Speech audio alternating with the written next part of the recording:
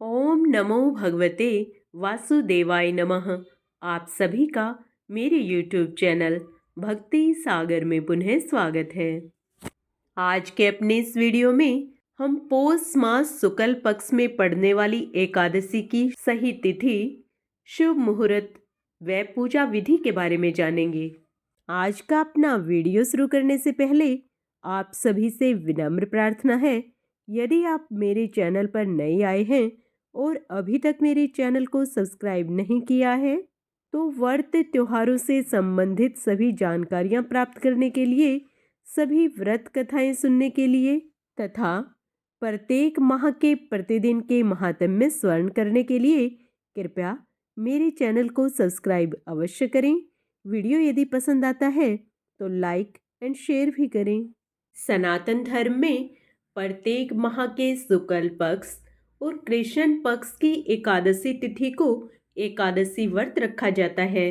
यह दिन जगत के पालनहार श्री हरि विष्णु जी की पूजा आराधना के लिए समर्पित माना जाता है। पौष माह के शुक्ल पक्ष की एकादशी तिथि को पुत्रदा एकादशी व्रत रखा जाता है।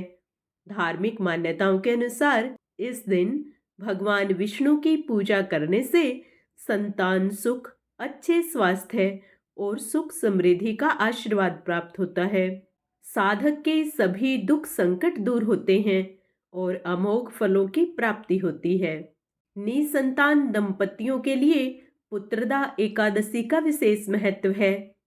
पौष पुत्रदा एकादशी के व्रत को संतान प्राप्ति की कामना के लिए किया जाता है। हिंदू मान्यताओं के अनुसार जो व्यक्ति पौष पुत्रदा एकादशी के व्रत को पूरे श्रद्धा और विधि विधान से करता है, उसे भगवान विष्णु की कृपा से संतान की प्राप्ति अवश्य होती है। इसी कारणवश इस एकादशी को पौष पुत्रदा एकादशी के नाम से जाना जाता है। इस दिन सच्चे मन से भगवान विष्णु की पूजा करने से अपार पुण्य एवं सुखों की प्राप्ति होती है।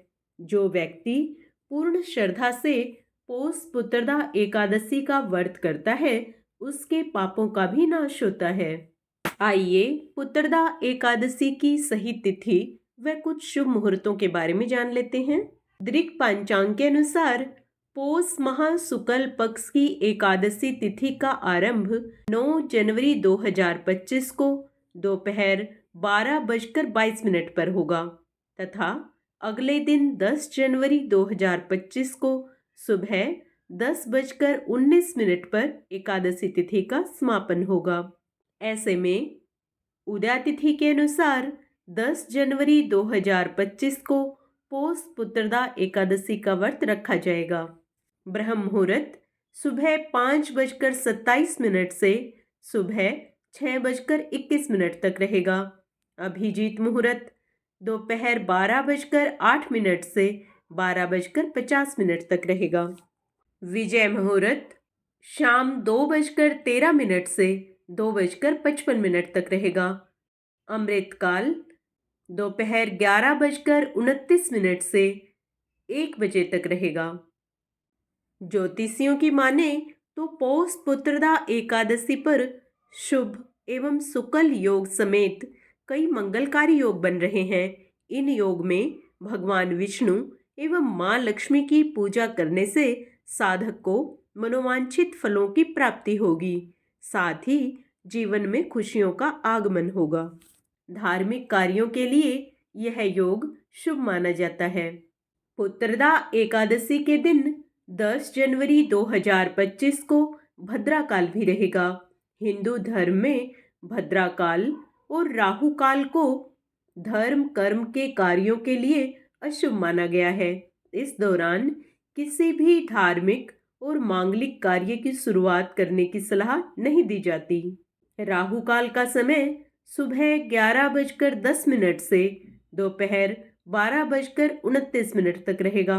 वहीं भद्राकाल सुबह 7:15 से सुबह 10:19 तक रहेगा।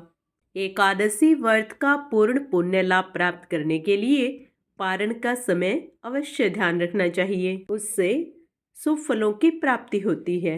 एकादशी व्रत का पारण द्वादशी तिथि में किया जाता है। इसलिए 11 जनवरी 2025 को सुबह 7:15 से 8:21 तक एकादशी व्रत का पारण किया जा सकता है।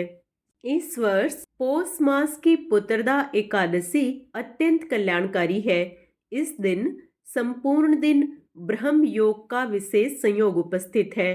शास्त्रों में इस शुभ संयोग में दान करने का विशेष महत्व बताया गया है। इस पवित्र अवसर पर व्रत करने से सभी इच्छाएं पूर्ण होती हैं।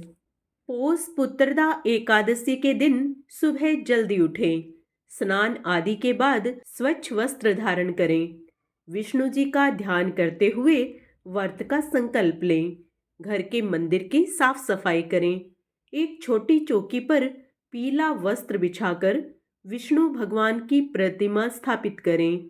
अब विष्णु जी को फल, फूल, धूप, दीप, अक्षत और तुलसी दल अर्पित करें। इसके बाद उन्हें पंचामृत का भोग लगाएं। पौष पुत्रदा एकादशी व्रत का पाठ करें। विष्णु जी के मंत्र ओम नमो भगवते वासुदेवाय नमः का जाप करें। दिन भर व्रत रखें और विष्णु जी का स्मरण करें। अगले दिन द्वादशी तिथि को स्नान आदि के बाद स्वच्छ वस्त्र धारण करें, ब्राह्मणों को भोजन खिलाएं और दान दक्षिणा दें। पारण के समय का ध्यान रखते हुए इसके बाद स्वयं भोजन ग्रहण करें। इस बात का विशेष ध्यान रखें, एकादशी से एक दिन पहले 10वीं तिथि को सूर्यास्त के पश्चात भोजन ग्रहण न करें। 10वीं तिथि को सात्विक भोजन ग्रहण करें। पूर्ण ब्रह्मचर्य का पालन करें। इस दिन श्री हरि को कुछ विशेष भोग लगाने की मान्यता है। पौष पुत्रदा एकादशी पर भगवान विष्णु को धनिया की पंजीरी का भोग लगाना बहुत अच्छा माना जाता है। इस भोग को अर्पित करने से घर में धन का अभाव नहीं रहता, साथ ही देवी लक्ष्मी भी प्रसन्न होती हैं। एकादशी पर भगवान विष्णु को पंचामृत का भोग अवश्य लगाएं। यह उनके प्रिय भोगों में से एक है। कहते हैं कि इस भोग को अर्पित करने से जीवन में शुभता आती है, साथ ही भय बाधाओं से मुक्ति मिलती है। श्री हरि को इस दिन केसर की खीर का भोग लगाने से मनचाहा वरदान प्राप्त होता है। ऐसे में इस दिन विष्णु जी को केसर की खीर का भोग अवश्य लगाएं। आप सभी को नव वर्ष में पड़ने वाली पहली एकादशी पुत्रदा एकादशी की ढेर सारी शुभकामनाएं। आप सभी का दिन मंगलमय हो। श्री हरि आप सभी पर अपनी कृपा दृष्टि सदा सर्वदा बनाए रखें।